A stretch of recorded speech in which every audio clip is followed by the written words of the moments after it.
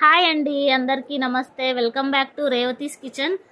ఇవాళ మనము ప్రెగ్నెన్సీ టైంలో ధనియాల కషాయం ఏ విధంగా వాడాలి, ఏ విధంగా తయారు చేసుకోవాలి, దానివల్ల ఎన్ని ఉపయోగాలు ఉన్నాయి, అసలు అది యూజ్ చేయొచ్చా లేదా అంటే యూజ్ చేయొచ్చండి. నేను కూడా యూజ్ చేశాను. నేను కూడా నార్మల్ డెలివరీ అయ్యాను. మీరు కూడా నాలాగా నార్మల్ డెలివరీ అవ్వాలనుకుంటే మీరు కూడా ధనియాల కషాయాన్ని ఉపయోగించండి. దానికి కావాల్సిన రెమెడీస్ ఏంటో, అది తయారు చేసే విధానం ఏంటో, ఎంత క్వాంటిటీ ప్రకారం ధనియాల కషాయాన్ని కరెక్ట్గా మనం తయారు చేయగలుగుతామా లేదా అనేది మీకు కూడా కొన్ని డౌట్స్ ఉంటాయి.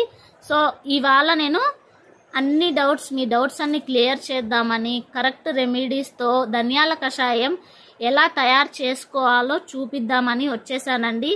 ఆలస్యం ఎందుకు, వెళ్ళి కషాయాన్ని రెడీ చేద్దాం పదండి. కావాల్సిన పదార్థాలతో రెమెడీస్తో నేను రెడీగా వచ్చేసానండి.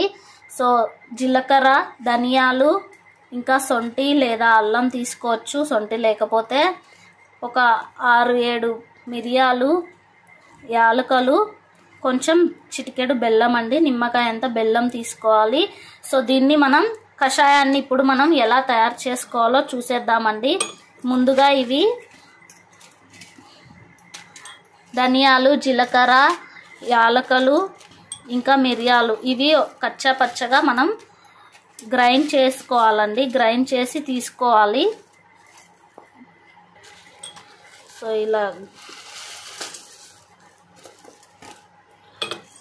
ఇలా గ్రైండ్ చేసి తీసుకుందాం మనం.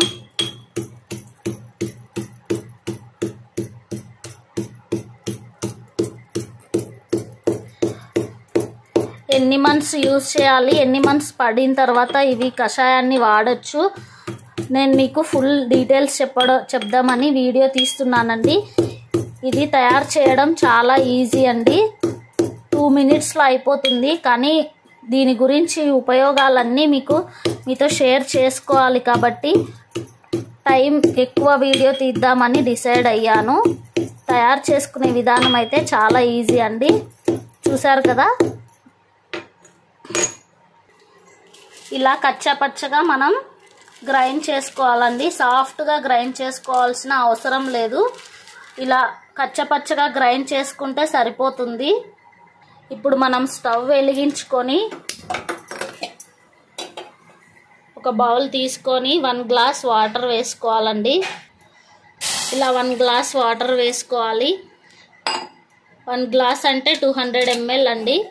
ఇప్పుడు ఈ వాటర్లో మనం ఇప్పుడు గ్రైండ్ చేసి తీసుకున్న ఈ జీలకర్ర,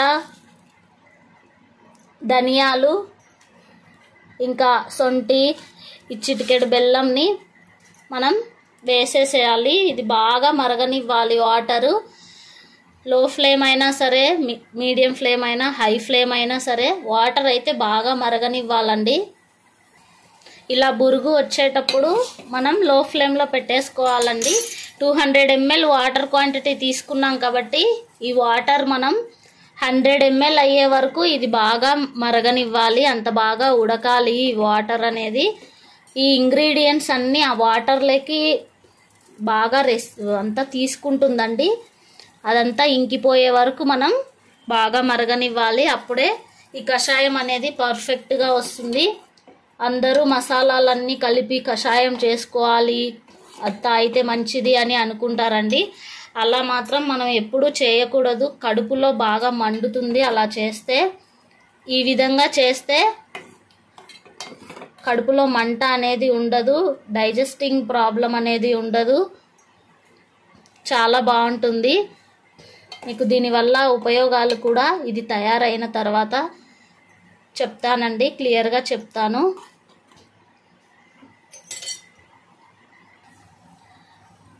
పెద్ద పొంగు వస్తుంది, బాగా సన్న పొంగు వచ్చేలాగా మనం ఈ బుడగలు అనేది, బురుగు అనేది పెద్ద పెద్దగా రాకూడదు, చిన్న చిన్నగా వస్తేనే అప్పుడే మనకు ఇది పర్ఫెక్ట్గా అవుతుందని మనం అర్థం చేసుకోవచ్చు. ఆల్మోస్ట్ అయిపోవచ్చిందండి. నేను 200 ml తీసుకున్నాను, 1 గ్లాస్ వాటర్ క్వాంటిటీ తీసుకున్నాను కాబట్టి హాఫ్ గ్లాస్ వాటర్ క్వాంటిటీ అయ్యే వరకు బాగా మరగనివ్వాలా. మీరు 2 గ్లాసెస్ వాటర్ క్వాంటిటీ తీసుకుంటే 1 గ్లాస్ అయ్యే వరకు మీరు మరిగించుకోవాలి.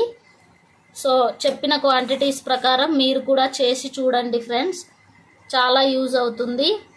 2 గ్లాసెస్ అంత యూజ్ అవ్వదు, 2 గ్లాసెస్ అన్ని కషాయం తాగలేరు. సో ఇదే కరెక్ట్ క్వాంటిటీ. సో ఈ విధంగానే ఒకసారి ట్రై చేయండి మీరు కూడా. ఆల్మోస్ట్ అయిపోవచ్చిందండి. బెల్లం లైట్గానే తీసుకోవాలండి, ఎక్కువ తీసుకుంటే వేడి చేస్తుంది. ప్రెగ్నెన్సీ టైంలో బెల్లం వంటికి వేడి అవుతుంది కాబట్టి లైట్గానే తీసుకోవాలి. అన్నీ మనం లైట్గానే క్వాంటిటీ తీసుకోవాలి, ఎక్కువ ఏది తీసుకోవద్దు. మసాలా అసలు యూజ్ చేయకండి ఎవరు కూడా. కంప్లీట్ అయిపోయిందండి. స్టవ్ ఆఫ్ చేసి ఇప్పుడు దీన్ని మనం వడపోసుకుందాము, వేరే గ్లాస్లోకి తీసేసుకుందాం. సో చూసారు కదండి, కషాయం రెడీ అయిపోయింది. ఇంగ్రీడియంట్స్ అన్నీ బాగా ఇందులో మిక్స్ అయిపోయి బాగా మరిగిన కషాయం చూడండి 100 ml అయిపోయింది. ఇందులో మనం నెయ్యి కూడా వేసుకోవచ్చండి. నెయ్యి వేసుకుంటే మంచిది, నెయ్యి వేసుకొని తాగొచ్చు. చిటికెడు నెయ్యి వేస్తున్నానండి. ఇందులో బాగా కాలిపోతుంది కాబట్టి కరెక్ట్ క్వాంటిటీతో సరిపోతుంది మనకు నెయ్యి వేస్తే. ఇది గోరువెచ్చగా ఉన్నప్పుడే మనము దీన్ని తీసుకోవాలండి, తాగేసేయాలి. గోరువెచ్చగా ఉన్నప్పుడే, కాలేటప్పుడు తాగకూడదు ఎవరైనా. ఇంతే అండి, ఎంతో సింపుల్గా కషాయాన్ని మనం తయారు చేసుకున్నాం కదా. ఈ కషాయం మనం 7th మంత్ లాస్ట్ నుండి ఈ కషాయాన్ని యూజ్ చేయొచ్చండి. డెలివరీ అయ్యే టైం వరకు కషాయంని మనం రోజు నైట్ టోటల్ ఫుడ్ అంతా తీసుకున్నాక పడుకునే ముందు ఇలా ఒక 100 ml కషాయాన్ని తీసుకుంటే ఆరోగ్యానికి ఎంతో మంచిదండి. కషాయం ఎలా తయారు చేశానో చూసారు కదా. ఇప్పుడు నేను దీన్ని తాగి చూపిస్తానండి మీకు టేస్ట్ అనేది.